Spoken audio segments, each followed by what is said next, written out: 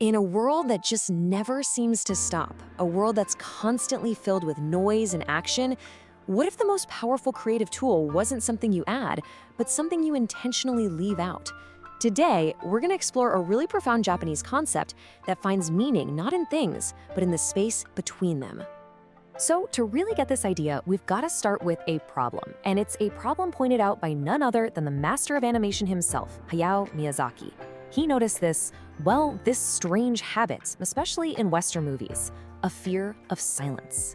This almost desperate need to fill every single second with noise, with action, all because they're worried that if they don't, we'll get bored. But Miyazaki knew there was a better way. And the secret, believe it or not, is held inside this single Japanese character. This is Ma.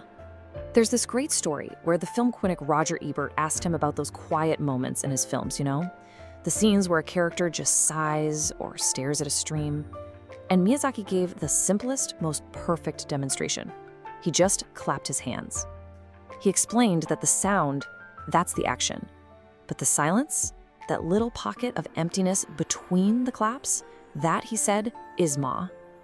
So let's start right there with that one simple clap and what it tells us about a totally different way to think about art, about stories, about everything. And right away, the contrast is just so clear, isn't it? On one side, you've got that non-stop action, that constant tension designed to just glue your eyes to the screen. But Miyazaki's way is different. He uses what he calls gratuitous motion and these really purposeful pauses. Now, this isn't just empty time. It's an intentional space he creates so that emotions can actually build. It gives you, the audience, a chance to breathe and really connect with what's happening. Okay, so from that one powerful story, you can start to see how this idea builds into a whole philosophy. So it's time we properly define this essential void. And here's the absolute key.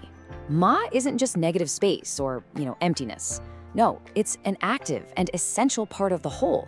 It's the pause that gives music its beat, right? It's the interval that gives a conversation its weight. It's the void that actually gives form and meaning to everything around it.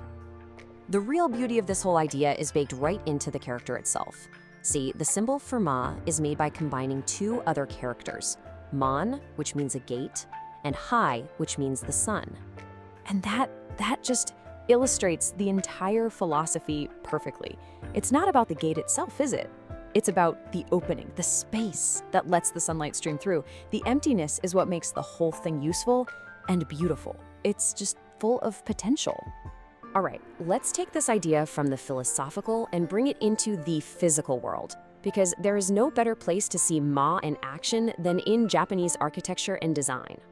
This really reveals a fundamental difference in thinking. A lot of Western design has been about filling space, right? Showing off value through more stuff, more ornamentation. But the Japanese aesthetic of Ma is all about shaping the emptiness. It's about what you leave out.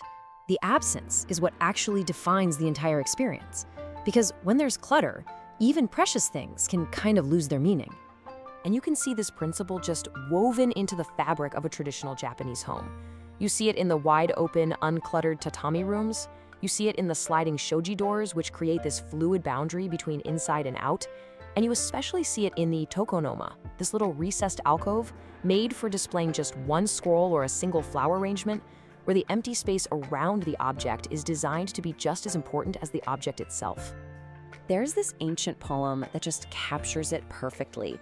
Yeah, we build walls, but it's the space inside, the Ma. That's what we actually live in.